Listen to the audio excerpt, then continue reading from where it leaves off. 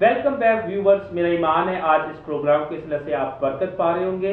तो जैसे मैंने आपको बताया कि पादरी सलीम अनायत साहब और उनकी सारी फैमिली जो है वो बड़ी खूबसूरत वर्शिप भी करती है। तो आज हम उनके खूबसूरत गीतों के वसीला से भी खुदावंद की बरकत को रिसीव करेंगे। आए सुनते एक बहुत ही खूबसूरत गीत, मैं अग दे तूफाना तो नहीं डरदा। ये बहुत ही खूबसूरत शायरी है और बहुत ही खूबसूरत गीत, बहुत ही खूबसूरत लिरिक्स और कंपोजिशन है जो पादरी सलीम अनायत को खुदावन ने जो है वो बख्शी। और ये गीत उन्होंने बड़ी ही खूबसूरत जो है इसकी बड़ी खूबसूरत वीडियो भी है। जब आप इस वीडियो को देखेंगे, गीत को सुनेंगे, बरकत पाएंगे। आइए सुनते हैं ये खूबसूरत गीत।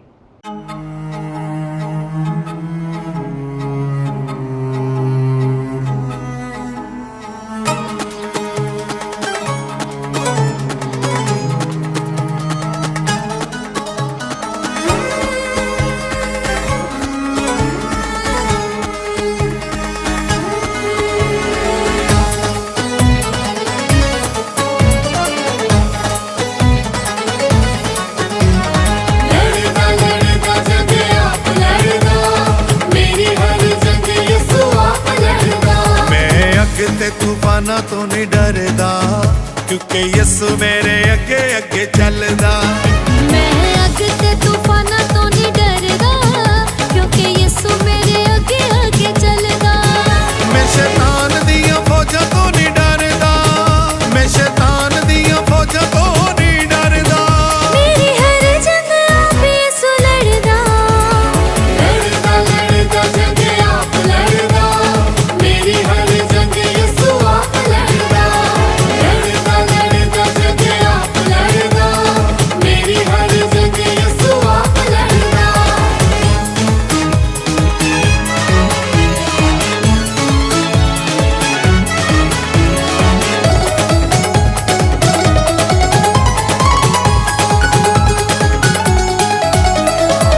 पानी ते पत्ते रस चलिया सुन के कलाम नू, लहरां च डुबदे पुकारिया सी यसु नानू। लहरां च डुबदे पुकारिया सी यसु नानू। मैं भी हर वेले यसु यसु जपदा, मैं ते लहरां नू पैरां हेठ रखदा। मैं भी हर वेले यसु यसु जपदा, मैं ते लहरां नू पैरां हेठ रखदा। मैं शैतान दियां फौजां तो नहीं डरदा, मैं शैतान दियां फौजां तो नहीं डरदा। मेरी हर जंग आप यसु लड़दा, लड़दा लड़दा जंग आप लड़दा, मेरी हर जंग यसु आप लड़दा। लड़दा लड़दा जंग आप लड़दा, मेरी हर जंग यसु आप लड़दा।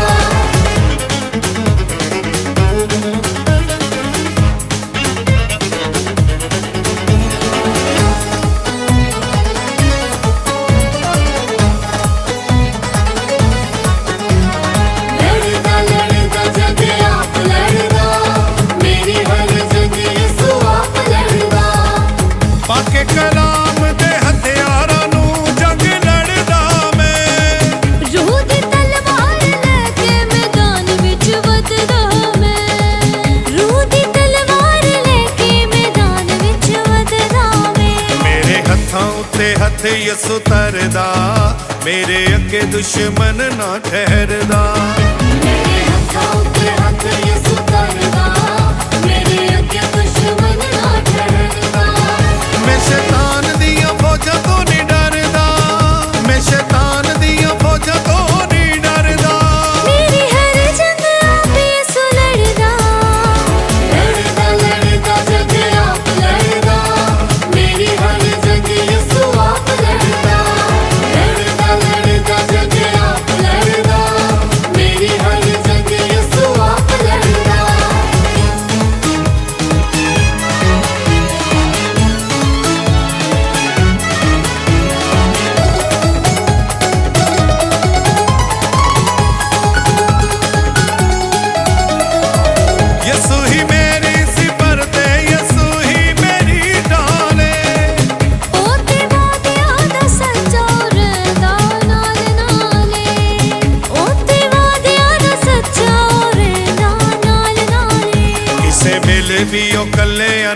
ਛੱਡਦਾ ਮੈਨੂੰ ਅੱਗੋਂ ਪਿੱਛੋਂ ਘੇਰੀ ਓ ਰੱਖਦਾ ਕਿਸੇ ਦਿਲ ਦੀ ਉਹ ਗੱਲਾਂ ਨਾ ਛੱਡਦਾ ਮੈਨੂੰ ਅੱਗੋਂ ਪਿੱਛੋਂ ਘੇਰੀ ਉਹ ਰੱਖਦਾ ਮੈਂ ਸ਼ੈਤਾਨ ਦੀਆਂ ਫੌਜਾਂ ਤੋਂ ਨਹੀਂ ਡਰਦਾ ਮੈਂ ਸ਼ੈਤਾਨ ਦੀਆਂ ਫੌਜਾਂ ਤੋਂ ਨਹੀਂ ਡਰਦਾ ਮੇਰੀ ਹਰ ਜੰਗ ਆਪੇ ਯਿਸੂ ਲੜਦਾ ਲੜਦਾ ਲੜਦਾ ਜੰਗ ਆਪ ਲੜਦਾ ਮੇਰੀ ਹਰ ਜੰਗ ਯਿਸੂ ਆਪ ਲੜਦਾ ਲੜਦਾ ਲੜਦਾ ਜੰਗ ਆਪ ਲੜਦਾ ਮੇਰੀ ਹਰ ਜੰਗ ਯਿਸੂ ਆਪ ਲੜਦਾ ਮੈਂ ਅੱਗ ਤੇ ਤੂਫਾਨਾਂ ਤੋਂ ਨਹੀਂ ਡਰਦਾ ਕਿਉਂਕਿ ਯਿਸੂ ਮੇਰੇ ਅੱਗੇ ਅੱਗੇ ਚੱਲਦਾ ਮੈਂ ਅੱਗ ਤੇ ਤੂਫਾਨਾਂ ਤੋਂ ਨਹੀਂ ਡਰਦਾ ਕਿਉਂਕਿ ਯਿਸੂ ਮੇਰੇ ਅੱਗੇ ਅੱਗੇ ਚੱਲਦਾ ਮੈਂ ਸ਼ੈਤਾਨ ਦੀਆਂ ਫੌਜਾਂ ਤੋਂ ਨਹੀਂ ਡਰਦਾ ਮੈਂ ਸ਼ੈਤਾਨ ਦੀਆਂ ਫੌਜਾਂ ਤੋਂ ਨਹੀਂ ਡਰਦਾ ਮੇਰੀ ਹਰ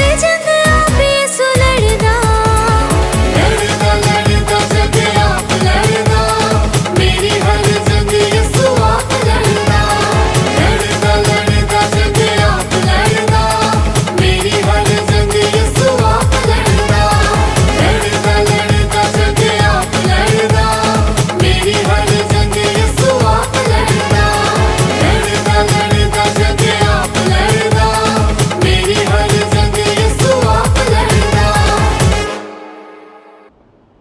जी मेरे अज़ीज़ और मेरा ईमान है इस गीत के वसीला से आपको बरकत मिली होगी। तो भाई साहब मैं आपसे मज़ीद जानना चाहूँगा कि खुदावन ने इस रोया को, इस बात को आपके अंदर कैसे ये उबारा कि आप अपने बच्चों को वर्शिप में और आगे लेकर चलें और उनको खूबसूरत खूबसूरत जो है जो साज है उनको आपने बजाना सिखाएं। और मुझे पता है जो आपके साथ टीम थी चंद साल पहले वो बहुत खूबसूरत साज बजाने वाले, और आपके अंदर ये कैसे रोया आई कि आप इस जो है खूबसूरत खिदमत को अपने बच्चों के अंदर भी इम्पार्टेशन कर सकें। जी देखने वाले व्यूअर्स को ज़रूर बताइए। जी पास्टर साहब बहुत खूबसूरत आपने सवाल किया है, और ये सवाल का जवाब भी मुझे बड़े खूबसूरत अंदाज से ही देना पड़ेगा क्योंकि ये सवाल के पीछे बहुत बरकत छुपी हुई है। आमीन। और अजीज़ बहन भाइयों, मैं आपको ये बताना चाहता हूँ कि ये बहुत बड़ी गवाही है। आज जो मेरे बच्चे म्यूज़िक बजा रहे हैं, जिस तरह स्तिस्ना जो है वो गिटार बजाता है, नहमिया जो है वो कहून बजाता है, ड्रम बजाता है, इसी तरह मारिया जो है हारमोनियम और पियानो और वायलिन भी कई जगहों पर ये बजा लेती है गीतों में। तो मैं आपको ये बताना चाहता हूँ कि मैं जब बाहर के मुल्क, किसी मुल्क में बाहर जाता हूँ तो मेरी पहली कोशिश ये होती है कि मैं बच्चों के लिए कुछ ना कुछ साज जो है ना वो लेकर जाऊँ। Very good. 2 साल पहले जब कोरोना से पहले मैं दुबई में था, मैं और यशवा गए थे, वहाँ पर पास्टर क्रिस ने आना था, मीटिंग के लिए गए, तो वहाँ से मैंने एक बड़ा खूबसूरत कहून और वहाँ से मैंने एक अरेबियन साज होता है वो मैं लेकर आया, वो भी रिदम है। तो जब मैं लेकर आया तो बच्चों ने उससे सीखा, उनको बजाया और बड़ी बरकत पाई। और पिछले मार्च में मैं पिछले साल मैं जब गया कनाडा तो वहाँ से मैं टेलर की गिटार लेकर आया स्तिस्ना के लिए। वो मैंने भाई साहब जब आप लाइव दिखा रहे थे मैं देख रहा था उसे, और मुझे बड़ी खुशी हो रही थी कि ये कैसी खूबसूरत मोहब्बत है। अब बच्चे डिमांड करते हैं, कपड़ों की डिमांड करते हैं, बच्चे डिमांड करते हैं अच्छे खाने की डिमांड करते हैं, बच्चे डिमांड करते हैं अच्छी व्हीकल की कि मुझे अच्छी गाड़ी चाहिए। और देखिए खुदा ने आपके अंदर कितनी खूबसूरत बात डाली कि आप बच्चों के लिए साज भी लेकर जाएं, और वो साज खुदावंद के जलाल के लिए। आमीन आमीन। और वो गिटार जो है पाकिस्तान में शायद किसी 1-2 के पास हो, वो टेलर की गिटार बड़ी यानी कि ना वो नया मॉडल था, यूनिक और नया मॉडल है। ये नया मॉडल आते आते टाइम लगता है, और इतनी दूर से वो लेकर आया हूँ मैं। और साथ फिर मैं एक कहून नहमिया के लिए लेकर आया। और इस तरह यानी कि मैंने अपने कपड़े कई दफ़ा मैं कम कर देता होता हूँ और उन्हीं बैगों में जो है ना मैं चीज़ें जो लेकर आता हूँ। और आज मेरे घर में बेशुमार साज है और हर एक साज पड़ा हुआ है, पियानो तक हर चीज़ यानी कि जो मारिया बजाती है। तो जब आप अपने घरों में साज बजाएंगे तो बच्चे साज ही बजाएंगे, आप लेकर आएंगे। अगर आप अपने घरों में शराब की बोतलें लेके आएंगे तो बच्चे वही देखकर वही उन्हें स्टडी करेंगे, पिएंगे और देखेंगे। जो आप अपने घर में लेकर आते हैं वही जो आप करते हो وہی آپ کے بچے آپ کو دیکھ کر کرتے ہیں. اس لیے تو یسوع مسیح نے کہا کہ میں اپنے باپ کو جو کرتے ہوئے دیکھتا ہوں وہی کرتا ہوں. آمین آمین. اور بھائی صاحب اگر ہم دیکھیں تو ہم ایک ٹی وی پہ ایک ایڈ دیکھتے تھے کہ باپ سگریٹ پی رہا ہے تو بچہ بھی کیا کرتا ہے اپنی وہ پینسل کو جو ہے وہ سگریٹ بناتا ہے اور منہ میں ڈالتا ہے. تو واقعی آپ کی صحیح بات ہے, جو بڑوں کو دیکھتے ہیں وہ بچے دیکھتے کرتے تو وہی وہ خود کرنے کی کوشش کرتے ہیں. تو یہ بڑی خوبصورت بات ہے کہ آپ نے اپنے بچوں کے لیے ایک خوبصورت فیلڈ کو, جو روحانی فیلڈ ہے, اس کو چنا.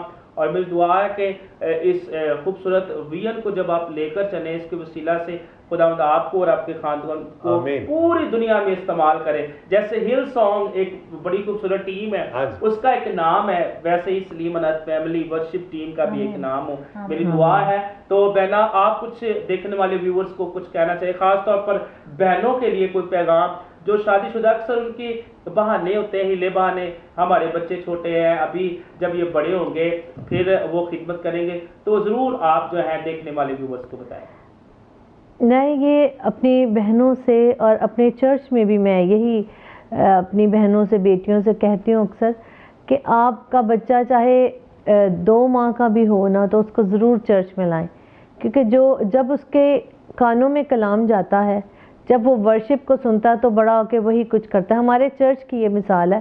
ہمارے چرچ میں اب سارے جتنے چھوٹے چھوٹے بچے ہیں سب, کوئی وہاں پہ خنجری بجا رہا ہے, کوئی اس کے ساتھ کاہون بجاتا ہے, مطلب وہ سارے بچے کچھ نہ کچھ کر رہے ہوتے ہیں اور بڑے ایکٹیو ہیں سارے, کیونکہ وہ ہم اور میرا زیادہ فوکس بھی بچوں پر اور بہنوں پر اس لیے زیادہ ہوتا ہے کہ وہ گھر میں ہوتی ہیں, انہیں چاہیے کہ وہ بچوں کی کیئر کریں.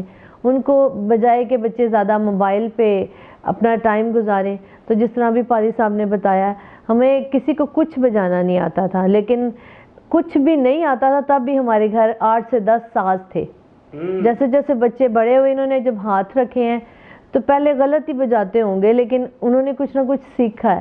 آپ اپنے بچوں کو آج کل موبائل, ہر گھر میں اگر 4 بچے ہیں تو 4 موبائل ہیں, آپ وہ نہ لے کے دیں. آپ ایک موبائل سے بھی گزارا کر سکتے ہیں. آپ بچوں کو خدمت میں لائیں, خدا کے کلام ان کے ہاتھوں میں دیں, یا آپ ان کو چرچ کی طرف لے کے جائیں. ہمارے چرچ کی ایک فیملی ہے, ابھی انہوں نے ان کے بیٹے کو, میرے بیٹے کو دیکھ کے اس نے کہا مجھے گٹار کا شوق ہے, اور وہ پوری فیملی چرچ آتی بھی نہیں ہے, صرف ایک ان کی فیملی میں اس بچے کی ماں آتی ہے, اور بڑا پریشان تھی اس بات سے کہ میرے نہ ہسبینڈ آتے ہیں نہ میرے بچے میرے ساتھ آتے ہیں.